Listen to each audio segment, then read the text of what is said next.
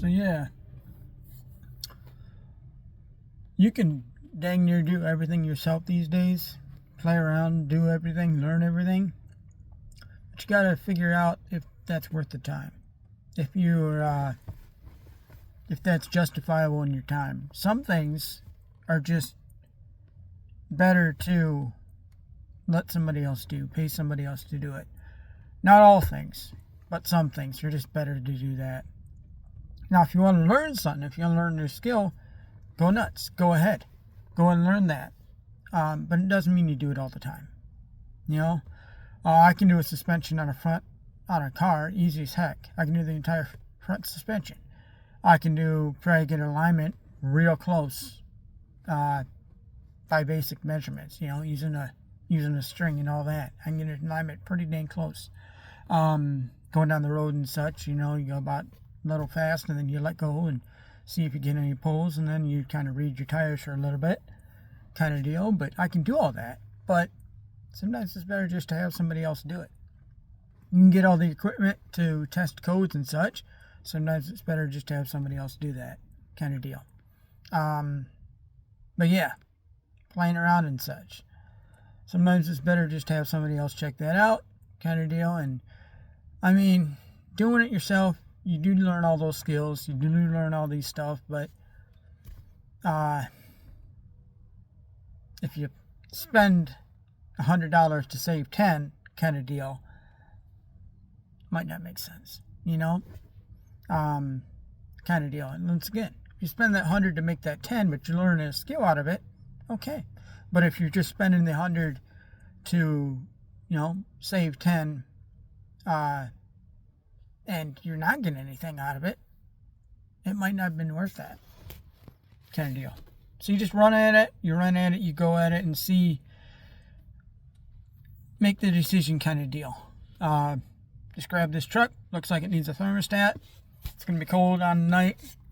Drove it into work, it's going to be pretty cold tonight, going home, and I probably will fix that over Thanksgiving, kind of deal. I'm pretty sure it just needs a thermostat. Grabbed onto the upper hose. The upper hose is hot, the lower hose is not. Probably a thermostat, probably stuck, or open. I don't know. It didn't get over 180 degrees. So, yeah.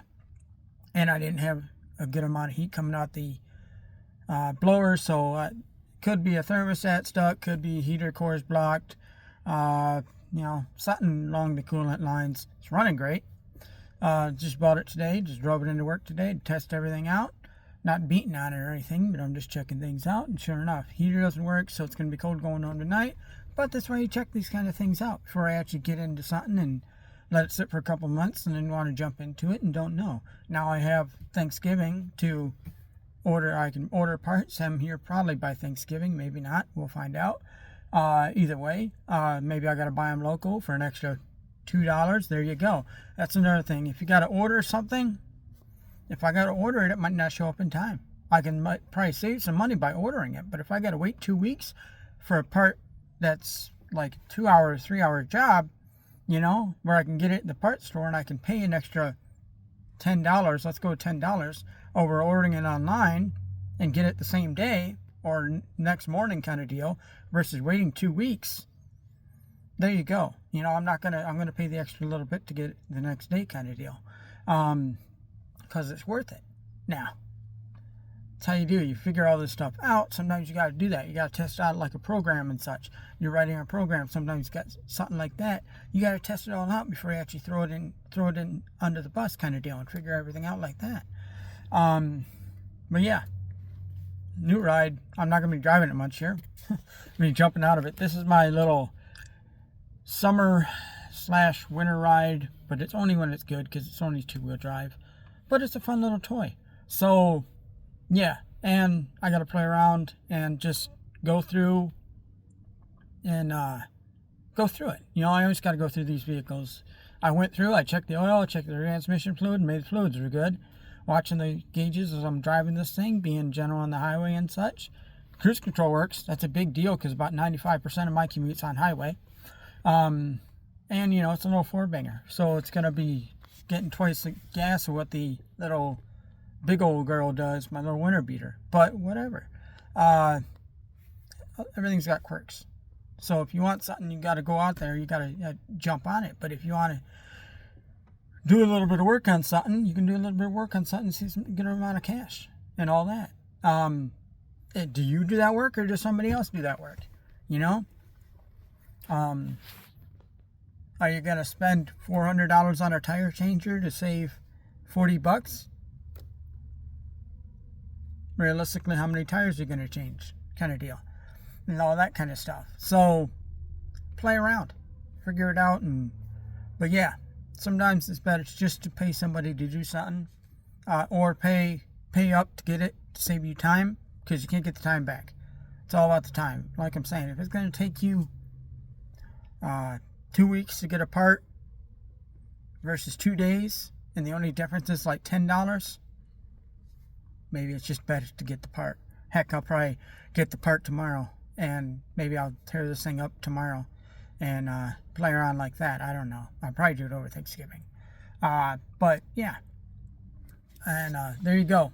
But playing around and all that stuff, just do the math and do the justification there and see if it's worth doing.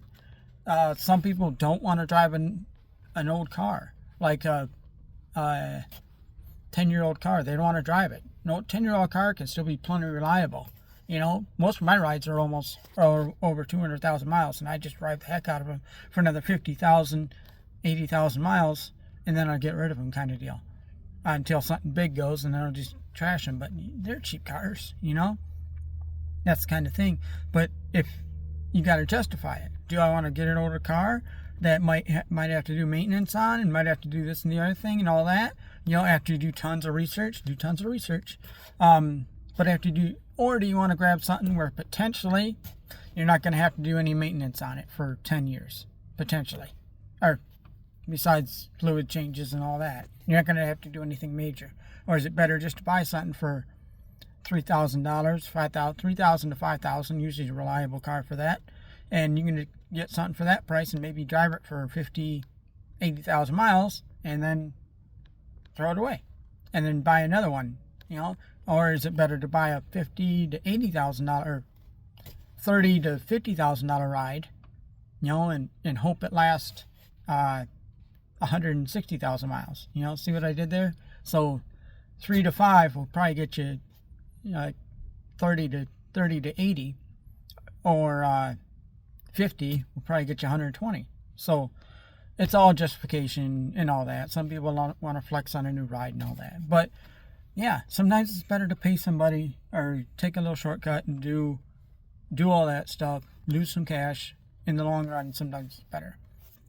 Sometimes it's not. It's all up to you. But there you guys go. Little daily thought. See ya.